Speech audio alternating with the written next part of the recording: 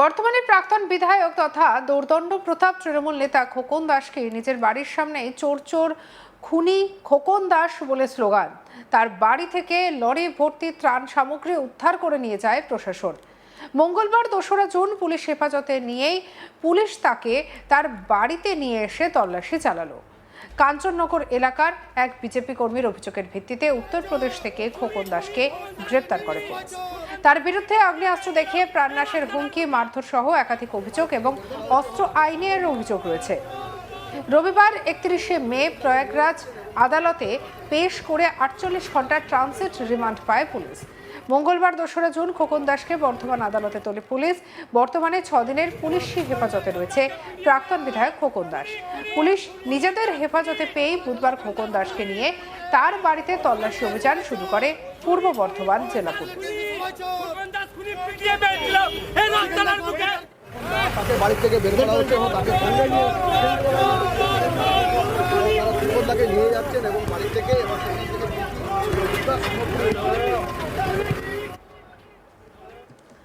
DSP headquarter Debashis চক্রবর্তীর নেতৃত্বে বিশাল police বাহিনী এবং কেন্দ্রীয় বাহিনীকে নিয়ে খোকন দাসের বাড়ি, অফিস এবং গাড়ির গ্যারেজ তল্লাশি করে জেলা পুলিশের শীর্ষ আধিকারিকেরা। খোকন দাসের বাড়ি থেকে বেশ কিছু ব্যাংক অ্যাকাউন্টসের বেশ কিছু নথি উদ্ধার করেছে, যাচাইয়ের জন্য নিয়ে যাওয়া হয়েছে। খোকন দাসের বাড়ি থেকে উদ্ধার হয়েছে ত্রিপল, কম্বল, শাড়ি, লুঙ্গি সহ বিভিন্ন ত্রাণ সামগ্রী নিয়ে যাওয়ার জন্য একটা লরিও ডেকে আনতে হয়, এমনটাই খবর। ম্যাজিস্ট্রেটের উপস্থিতিতে ত্রাণ সামগ্রী লরিতে বোঝাই করা হয়।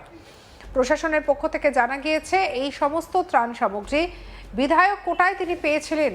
তার কাছে সরকারি রিলিফ মেটেরিয়াল আছে, তা প্রশাসনকে ইমেল করে আগেই জানিয়েছিলেন বিধায়ক। সেই সমস্ত জিনিস প্রশাসনের পক্ষ থেকে নিয়ে যাওয়া হচ্ছে। প্রায় ৩ ঘন্টা ধরে তল্লাশি চালানো হয়। এরপর কড়া পুলিশি নিরাপত্তায় খোকন দাসকে বাড়ি থেকে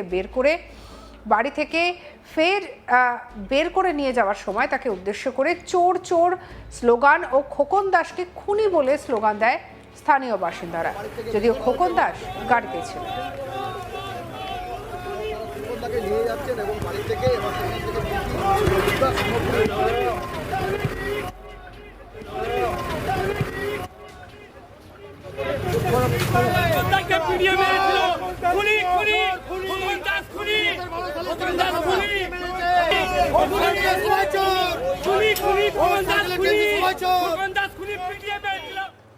তবে প্রশাসনের দাবি যে সামগ্রী উদ্ধার হয়েছে সেগুলি বিধায়ক কোটায় বৈধ সামগ্রী।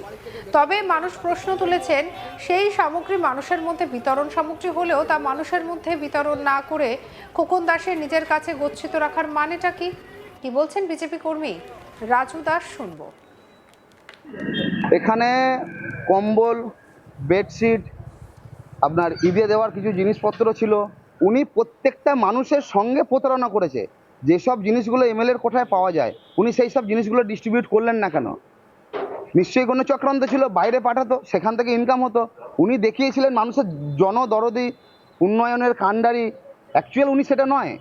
উনি সেটা দেখিয়েছিলেন যে যেখান থেকে পারবো আমি টাকা ইনকাম করব। উনি হিন্দুদের ওপরেও অত্যাচার করেছেন, হিন্দুদেরকেও ঠকিয়েছেন এবং মাইনরিটিদেরকেও ঠকিয়েছেন। উনি যদি না ঠকাতেন, এইসব মাল যেসব বাড়ি থেকে আজকে কম্বল, বেডশিট, খাবার দাবার পাওয়া গেল, এগুলো তো মানুষের মধ্যে ডিস্ট্রিবিউট করার কথা ছিল। বিধায়ক কোটাতে উনি পেয়েছেন, এটা অস্বীকার করার জায়গা নেই ম্যাডাম। কিন্তু ওনার যদি দেওয়ার মানসিকতা থাকতো তাহলে তো এটা তো মানুষের মধ্যে ডিস্ট্রিবিউট করে দিত। উনি তো সেটা করেননি। এটাকে হয়তো উনি বাইরে, যেমন বাংলাদেশে আমরা দেখেছি পশ্চিমবঙ্গের চাল বাংলাদেশে গিয়ে বিক্রি হয়েছে, উনি হয়তো সেই জিনিসটাই করতে চেয়েছিলেন। এখানকার মাল, বিধায়ক কোটার মাল বাইরে নিয়ে গিয়ে বিক্রি করবে এবং সেখান থেকে মানুষের টাকায় তিনি গরিব মানুষের যেসব প্রাপ্য জিনিসের টাকা তিনি ভোগ করবেন, যেটা আগে থেকে করে এসেছে।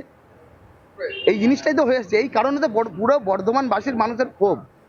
আজকে আপনি দেখুন না, ইললিগাল কনস্ট্রাকশনে প্রাক্তন বিধায়কের নাম, পুকুর ভরাটিতে প্রাক্তন বিধায়কের নাম, বালি চুরিতে প্রাক্তন বিধায়কের নাম, কয়লা চুরিতে প্রাক্তন বিধায়কের নাম। এত যদি আমি ধরে নিলাম মানুষটা ভালো মানুষ, একটা ভালো মানুষের প্রত্যেকটা খারাপ জায়গায় নাম থাকতে পারে না।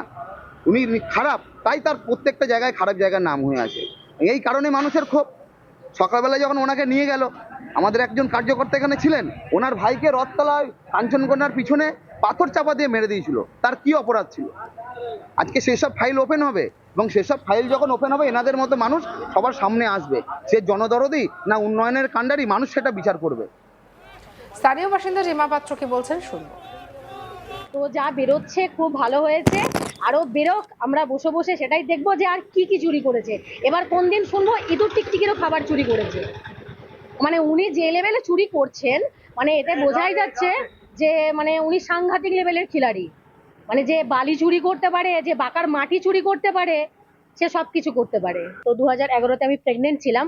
ওনারই দলের মানে সাংঘাতিক কুখ্যাত আসামি যারা এখন পালিয়েছে, বান্টি, ওই গদাই সিংহ রায়ের ছোট ভাই বান্টি যে পালিয়েছে, আমার বরের সঙ্গে যা হোক কিছু একটা মিসআন্ডারস্ট্যান্ডিং হয়, আমার 8 মাসের প্রেগনেন্সি আমাকে এরকম উঁচু সিঁড়ি থেকে আমাকে ধাক্কা মেরে ফেলে দিয়েছে।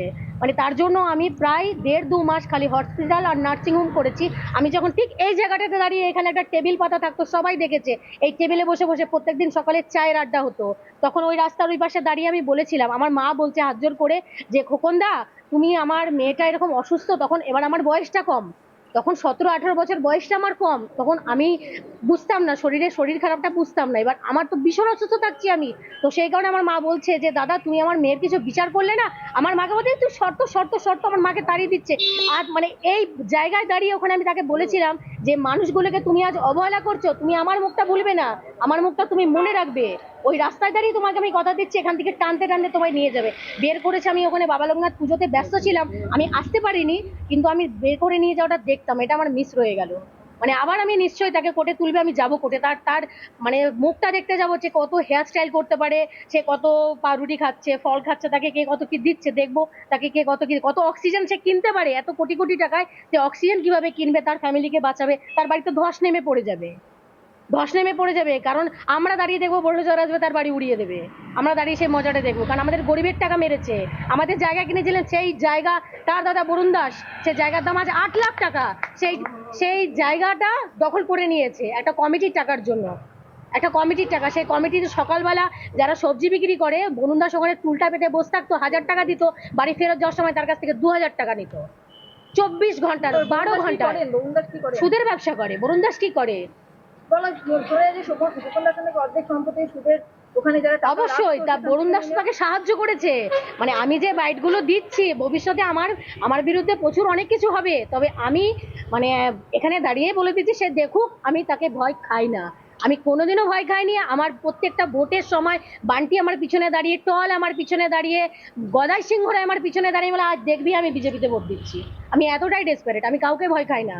আজকে আমি খুশি, আমি ভীষণ খুশি। ওখানে পুজো হচ্ছে, খাবার সবাই বলছে খেয়ে যা, বললাম দাঁড়া আমি অক্সিজেনটা নিয়ে আসি, এখান থেকে এসে খাচ্ছি।